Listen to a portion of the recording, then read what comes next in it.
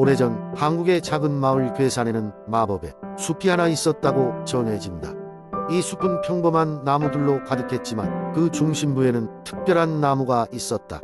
이 나무는 소원의 나무라 불리며 그것을 찾는 이들에게 소원을 한 가지 들어주는 전설이 있었다. 괴산 마을에는 소박하고 순수한 마음을 가진 소녀 이랑이 살고 있었다. 그녀는 항상 병약한 어머니를 돌보았고 매일같이 집안일을 도맡아 했다. 마을의 소년들은 이랑의 어머니가 병을 앓고 있다는 소문을 들으며 이랑에게 계속해서 도움을 주려 했지만 그녀는 그들의 제안을 정중히 거절했다. 그저 어머니가 건강해지는 것이 이랑의 유일한 소망이었다. 어느 날 마을의 노인이 소원의 나무에 대한 이야기를 이랑에게 들려주었다.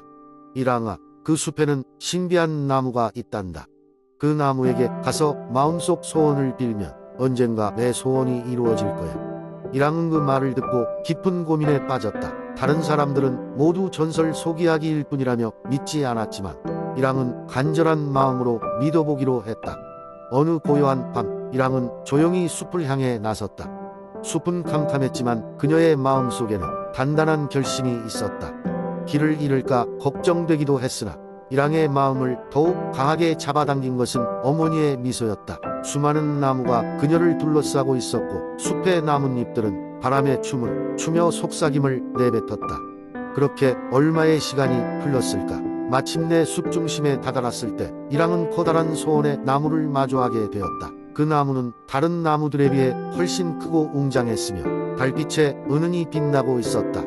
이랑은 나무 앞에 한쪽 무릎을 꿇고 두 손을 모아 진심으로 간절히 기도했다. 부디 어머니께서 건강해질 수 있게 해주세요. 이랑의 목소리가 나무에 닿자 나무는 부드럽게 흔들리며 아름다운 빛을 뿜어냈다. 순간적으로 마법 같은 순간이 지나고 이랑은 그 자리에 조용히 서 있었다. 아무 일도 일어나지 않았던 것처럼 보였지만 그녀는 어쩐지 마음이 편안해짐을 느꼈다. 그녀는 천천히 집으로 돌아가며 희망에 찬 마음으로 잠들었다. 몇 주가 지나고 이랑의 어머니는 차츰 건강을 회복하기 시작했다. 마을 사람들은 모두 놀라움을 금치 못했고 그녀의 어머니는 점점 더 활기를 되찾아갔다. 이랑은 이제 웃음을 잃지 않고 매일 아침 씩씩하게 마을 일을 돕곤 했다. 소원의 나무의 전설이 그저 이야기가 아니었음을 믿은 이랑은 그 비밀을 혼자 간직하기로 했다. 소원의 나무 덕분인지 아니면 그저 시간을 주어진 선물인지 누구도 알 수 없었지만 이랑과 그녀의 어머니에게는 새로운 삶의 장이 열렸다. 그리고 그날 이후로 이랑은 종종 숲을 찾아가서 소원의 나무에게 감사의 인사를 전하곤 했다. 언제나 그 자리에서 흔들리며 반짝이는 그 나무는 마치 그녀의 안녕을 지켜보듯이 늘 한결같았다. 그렇게 괴산의 마법의 숲과 소원의 나무는 오랫동안 사람들의 마음속에 기억되었고 수많은 이들에게 용기와 희망을 전해주었다는 이야기가 전해진다. 두 번째 이야기. 옛날 옛적 아름다운 자연과 풍요로운 들판이 펼쳐진 남원이라는 작은 도시가 있었다. 이곳은 오래전부터 그 무엇과도 바꿀 수 없는 소중한 이야기들이 전해져 내려오는 고장이었다. 그 중에서도 춘향과 이몽룡의 사랑 이야기는 남원의 대표적인 전설로 마을 사람들의 가슴 속 깊이 자리 잡고 있었다. 하지만 오늘의 이야기는 그들의 사랑 이야기와는 조금 다르다. 이는 춘향의 혼령과 그녀의 눈물을 지키기 위해 하늘에서 내려온 용의 이야기이다. 춘향이 세상을 떠난 지 오랜 세월이 흘렀다. 하지만 그녀의 순수한 사랑은 여전히 남원의 바람에 묻어 있었다. 어느 날 남원에는 이상한 일이 벌어지기 시작했다. 밤이 되면 마을 주변에 강에서 흘러나오는 슬픈 여성의 울음소리가 들려왔고 강물은 점점 탁해졌다. 마을의 원로들은 이 현상을 두고 우려에 휩싸였다. 그중 한 원로는 춘향의 혼령이 그 강을 떠돌고 있다고 주장했다. 춘향은 그 당시 정의롭지 못한 관리에 의해 억울한 누명을 썼고 아직 해결되지 않은 채 세상을 떠났다. 이 이야기를 들은 마을 주민들은 모두 충격을 받았다. 하지만 그 누구도 이를 해결할 방법을 알지 못했다. 그날 밤 하늘에서는 거대한 용이 남원에 내려오고 있었다. 이 용은 신선들의 사자로 인간 세상의 부조리를 바로잡으라는 명령을 받고 온 것이었다. 이 용의 이름은 청룡이었다. 청룡은 강물 근처에 자리를 잡고 그의 눈부신 푸른 비늘로 반짝이며 물과 혼령을 정화하기 시작했다.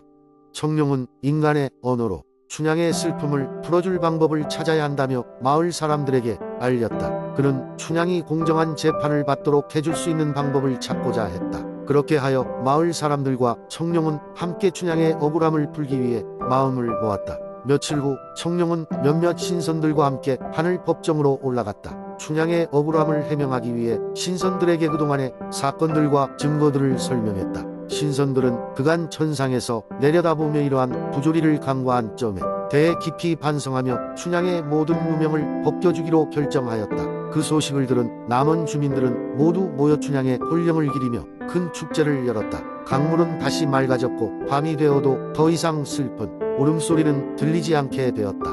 청룡은 자신이 할 일을 다 했다고 생각하고 하늘로 다시 돌아가기 전 마지막으로 남은 사람들에게 말했다. 인간 세상에는 많은 부조리가 존재할 수 있지만 이를 모른 척하지 않고 정의롭게 해결하려는 마음이 중요하다고. 춘향의 혼령은 이제 그 누구보다 편안하게 남원의 밤하늘을 지켜보았다. 사람들은 이 사건 이후로도 춘향과 청룡의 이야기를 세대에 걸쳐 전하며 항상 정의를 잊지 말라는 교훈을 새겼다. 청룡은 하늘로 돌아간 후에도 남원을 자주 내려다보며 미소 짓곤 했다. 남원의 밤하늘에 가끔 비치는 푸른 빛은 바로 그 청룡의 지켜봄이었다. 세 번째 이야기.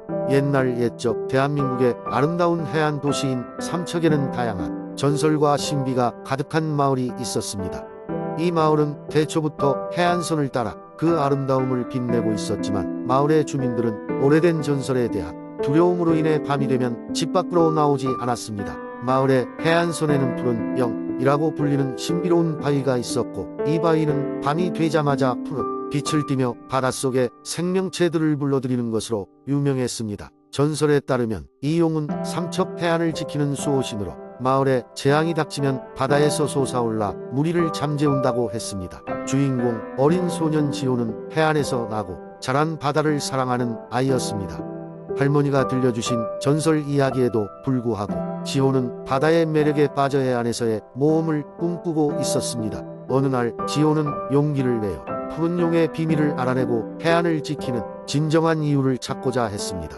지호는 몰래 집을 빠져나와 해안가로 향했습니다. 달빛이 푸른 용의 바위에 비추자 신비로운 빛이 바다를 물들였고 그때 바다에서 낮게 웅웅거리는 소리가 들려왔습니다. 신기한 목소리를 따라가던 지호는 난생 처음 보는 아름다운 물고기 떼와 경영색색의 산호초를 발견했습니다.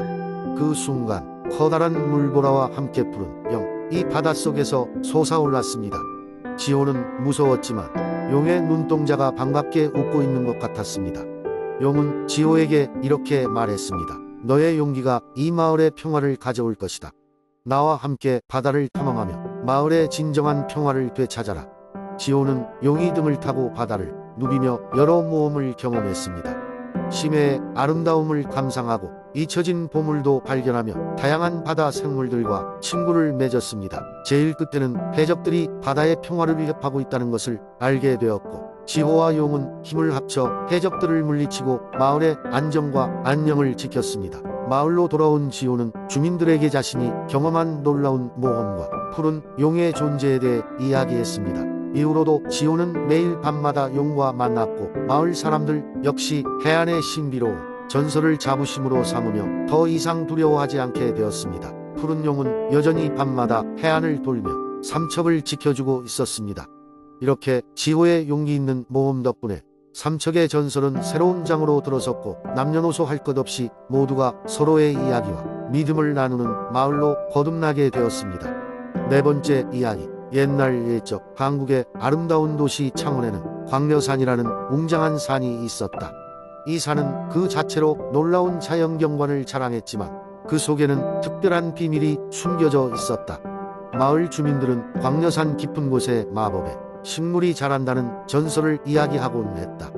이 식물은 놀라운 치유 능력을 가지고 있으며 이를 손에 넣는 자는 어떤 병도 고칠 수 있다고 믿어졌다. 창원 마을에는 용감한 청년 민우가 살고 있었다. 그는 모험심이 강하고 정의로움을 사랑하는 사람으로 어릴 적부터 고향과 가족을 지키고자 하는 마음이 컸다. 하지만 그의 가장 친한 친구 수지는 오래전부터 알 수 없는 병에 걸려 고통받고 있었다. 의사는 수지의 병을 치료할 방법이 없다며 절망적인 진단을 내렸다. 그러나 민우는 쉽게 포기하지 않았다. 언젠가 밤하늘을 바라보며 민우는 절대로 포기가 답이 아니라는 결심을 하게 되었다. 그때 그의 머릿속에 떠오른 것은 광려산의 전설이었다. 민우는 이 기괴한 마법 식물을 찾아 떠나야겠다고 마음먹었다. 그는 이 식물이 수지의 병을 낫게 할 수 있을 거라고 믿었다. 다음 날 아침, 민우는 간단한 배낭을 챙기고 광려산을 향해 떠났다. 그의 여정은 쉽지 않았다. 숲은 알 수 없는 소리와 기묘한 안개로 뒤덮여 있었고 길은 험난했다. 하지만 민우는 포기하지 않고 조금씩 앞으로 나아갔다.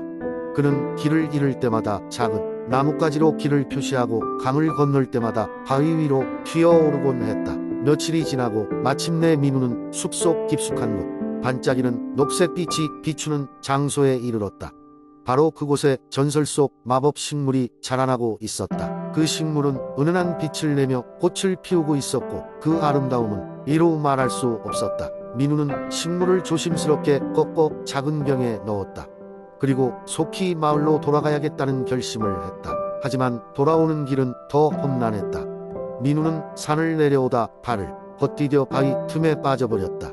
그는 그곳에서 며칠을 보냈지만 다행히 만화의 영혼, 즉 광려산의 수호자 할머니가 나타나 그의 생명을 구하고 안전하게 마을까지 데려다 주었다.